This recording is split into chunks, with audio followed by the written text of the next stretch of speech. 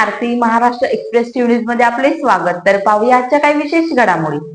राज ठाकरेंची जोरदार टोलेबाजी. देवेंद्र फडणवीस मला बरा माणूस वाटायचा, पण किती खोटं बोलत आहेत. तो अण्णामलाई म्हणाला होता मुंबई महाराष्ट्राचं शहरच नाही. तो बोलला तरी देवेंद्र फडणवीस म्हणतात तो असं काही बोललाच नाही. किती हवं तेवढं देवेंद्र फडणवीस खोटं बोलत आहेत असा आरोप राज ठाकरेंनी ठाण्यातल्या सभेत केला. तो अण्णामलाई सांगतोय की मुंबईचा आणि महाराष्ट्राचा काहीही संबंध नाही. फडणवीस म्हणतात त्याचा तो अर्थच होत नाही. मला वाटायचं की फडणवीसांना इंग्रजी समजतं, पण खोटं बोलत राहायचं. त्यांचं खरं आता होणार नाही असं म्हणत त्यांनी व्हिडिओही लावला आणि फडणवीस खोटं बोलत आहेत असा आरोप केला. देवेंद्र फडणवीस हे तुम्ही सगळं कुणासाठी करताय? पण काल मी म्हटलं ना की फक्त ससाणे आहेत, जाऊन फक्त पक्षीच मारून आणायचे आहेत त्यांना.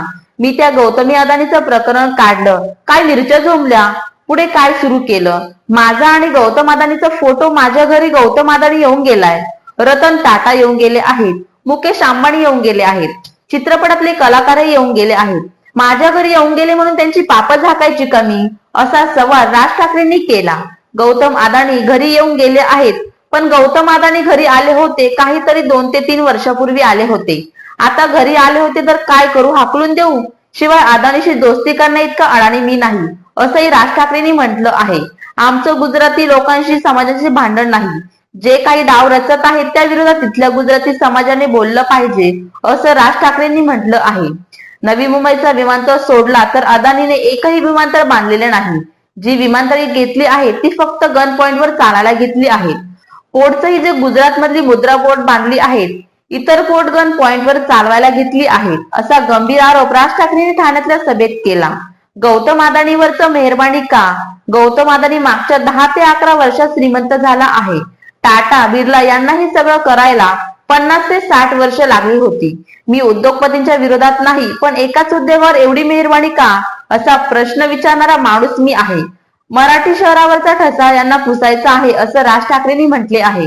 मला भारतीय जनता पक्षाला हेच प्रश्न विचारायचे आहेत की तुम्हाला हिंदुत्ववादी असलेली शिवसेना का नको, याचं उत्तर आज आम्हाला मिळते.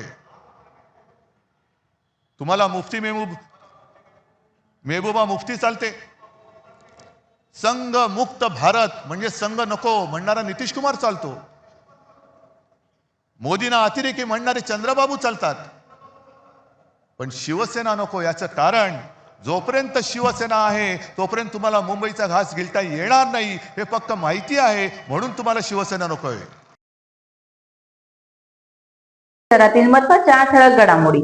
अशाच काही नवनवीन घडामोडी पाहण्यासाठी आमच्या चॅनलला लाईक करा, शेअर करा, सबस्क्राईब करा आणि बेल आयकॉन दाबायला विसरू नका.